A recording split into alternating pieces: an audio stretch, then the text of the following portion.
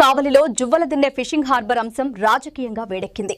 మాజీ ముఖ్యమంత్రి హార్బర్ ప్రైవేటీకరణపై తీవ్రంగా స్పందించారు. జువ్వలదిన్నె ఫిషింగ్ హార్బర్ మత్స్యకారుల జీవనాడి అని, దాన్ని ప్రైవేట్ కంపెనీకి అప్పగిస్తే మత్స్యకారులు తీవ్రంగా నష్టపోతారని మండిపడ్డారు.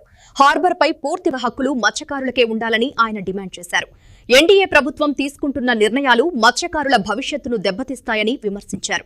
మత్స్యకారుల కుటుంబాలు ఉపాధి కోల్పోతే సహించబోమని హెచ్చరించిన జగన్ ప్రభుత్వం వెంటనే ఈ నిర్ణయాన్ని వెనక్కి తీసుకోవాలని డిమాండ్ చేశారు. ఇవన్నీ కూడా పూర్తి చేసుకుని ప్రాజెక్టు కూడా దాదాపుగా 35% పనులు కూడా వేగంగా పరిగెత్తించగలిగాం. అప్పటికే పనులు స్టార్ట్ అయిపోయి బ్యాంకుల్లో డబ్బులున్నాయి. ఇక వాళ్ళు పనులు చేసుకుంటా పోతా ఉంటే చాలు, పనులు చేసుకుంటా పోతా ఉంటే చాలు.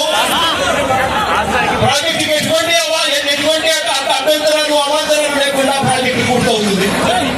ఆ స్టేజ్ తీసుకొచ్చి మచిలీపట్నంలో కూడా పూర్తిగా భూసేకరణని పూర్తి చేసి అన్ని అనుమతులు తీసుకుని వచ్చి బ్యాంకులతో టైఅప్ చేసి లోన్లన్నీ శాంక్షన్ చేయించి మ్యాట్రైన్ బోర్డు ద్వారా పూర్తిగా పనులు కూడా చేసి దాంట్లో కూడా దాదాపుగా 35% పనులు కూడా మన ప్రభుత్వ హయాంలోనే అప్పటికే మొదలయ్యి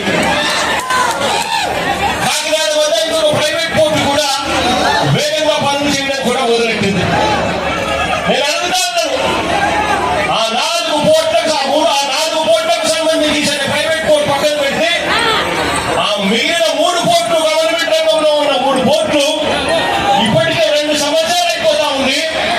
ఎందుకు ఆ ప్రాజెక్టులలో పనులు జరగడం లేదు అని చెప్పి చంద్రబాబు నాయుడు గారిని గట్టిగా నిలదీస్తూ అడుగుతా ఉన్నారు.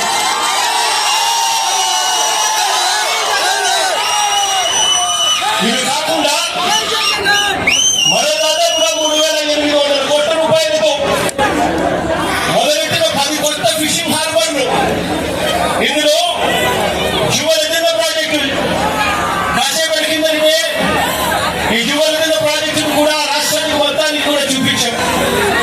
ఈ ప్రాజెక్టు వైఎస్ఆర్సీపీ ప్రభుత్వ హయాంలోనే దాదాపుగా 300 కోట్ల రూపాయలతో పూర్తిగా ఖర్చు చేసి మార్చి 12వ తారీఖున ఈ ప్రాజెక్టును వర్చువల్ గా కూడా ఇనాగ్రేట్ చేసే కార్యక్రమం కూడా జరిగింది.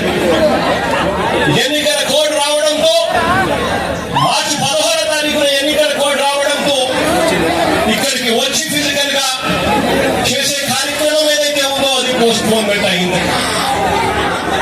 ఇదే ప్రాజెక్టును మళ్ళీ ఎన్నికలు అయిపోయిన తర్వాత మోడీ గారు ఆగస్టులో మళ్ళీ ఆయన కూడా వర్చువల్ గా దీన్ని స్టార్ట్ చేశారు.